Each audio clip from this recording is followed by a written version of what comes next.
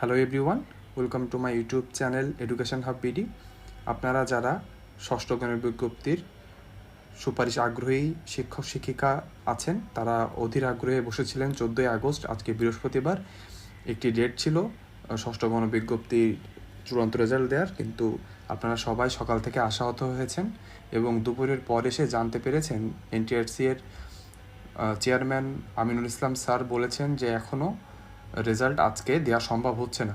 কী কারণে আজকে দেওয়া সম্ভব হচ্ছে না, কেন রেজাল্টটি এখনও আটকে গেছে এবং ভবিষ্যতেও কি আমরা রেজাল্টটি পাবো, সেটি দেখতেই আজকে পুরো ভিডিওটি প্রথম থেকে শেষ পর্যন্ত দেখবেন।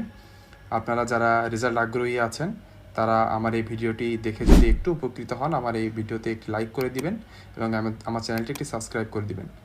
আমার চ্যানেলটি আপনি যদি সাবস্ক্রাইব করেন তাহলে আপনার ষষ্ঠ গণবিজ্ঞপ্তিতে সুপারিশ প্রাপ্ত হওয়ার পর থেকে এমপিএ পাওয়ার পর পর্যন্ত যে সকল কার্যক্রম আছে সবগুলো আমি এই চ্যানেলে প্রত্যেকটি ভিডিও সিকোয়েন্স আকারে দিব, যাতে আপনার অনেক সুবিধা হবে এমপিও হওয়া পর্যন্ত।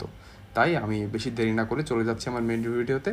চলুন আমরা নিউজটি দেখে নিই। আজকে দুপুরের পরে ঠিক 12টার সময় দ্য ডেইলি ক্যাম্পাস অনলাইন পত্রিকায় একটি নিউজ প্রকাশিত হয়েছে, যার শিরোনাম ছিল ষষ্ঠ গণবিজ্ঞপ্তির সুপারিশ নিয়ে সর্বশেষ যা জানলেন এনটিআরসি চেয়ারম্যান।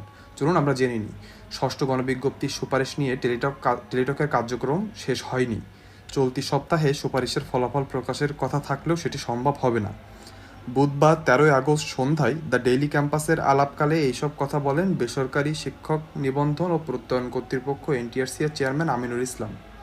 এনটিআরসি এর চেয়ারম্যান আরও বলেন, অনেক প্রার্থী সুপারিশের অপেক্ষায় রয়েছেন, তাদের অপেক্ষা খুব শীঘ্রই শেষ হওয়ার বিষয়ে আমরা আশাবাদী।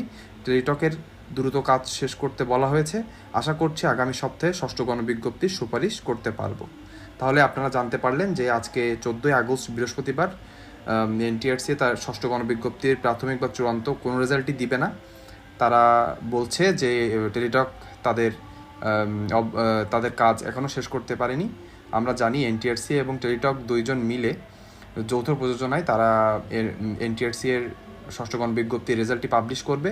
টেলিটকের কাজ এখনও শেষ না হয় আমরা ষষ্ঠ গণবিজ্ঞপ্তি প্রত্যাশী শিক্ষক শিক্ষিকা এখনও চূড়ান্ত রেজাল্ট পাচ্ছেন না। আমি বলবো আপনারা পরবর্তী সপ্তাহ পর্যন্ত ধৈর্য ধরুন, কারণ সৃষ্টিকর্তা যারা ধৈর্য ধরে সৃষ্টিকর্তা অবশ্যই তাদের পাশে থাকেন। আপনারা কেউ বিচলিত হবেন না, কারণ জানেন আপনারা 60,000 শিক্ষার্থী আছেন, যার সাথে কেউ যদি জোর বা জুলুম করে আপনারা রুখে দিতে পারবেন এবং এটি কোনো মতেই সম্ভব নয় যে আপনাদেরকে ফাঁকি দিয়ে অন্য কোনো কাজ করবে কোনো সংগঠন বা কোনো মানুষ। তাই আপনারা সবাই ধৈর্য ধরুন। সবাই আমি আশা করি সবাই আপনার প্রত্যাশিত শিক্ষা প্রতিষ্ঠান পাবেন। আর অল্প কিছু দিনের অপেক্ষা। আপনারা বেশি যদি মন খারাপ হয় সৃষ্টিকর্তাকে ডাকুন। আর আমার এই ভিডিওটি দেখে যদি আপনারা একটু হলেও উপকৃত হন তাহলে দয়া করে আমার ভিডিওতে একটি সাবস্ক্রাইব করে দিয়ে যাবেন, আমার ভিডিওতে লাইকও করে দিয়ে যাবেন। চ্যানেলে নতুন আসলে অবশ্যই সাবস্ক্রাইব করবেন। আজকে এই পর্যন্তই, সবাই ভালো থাকবেন, ধন্যবাদ।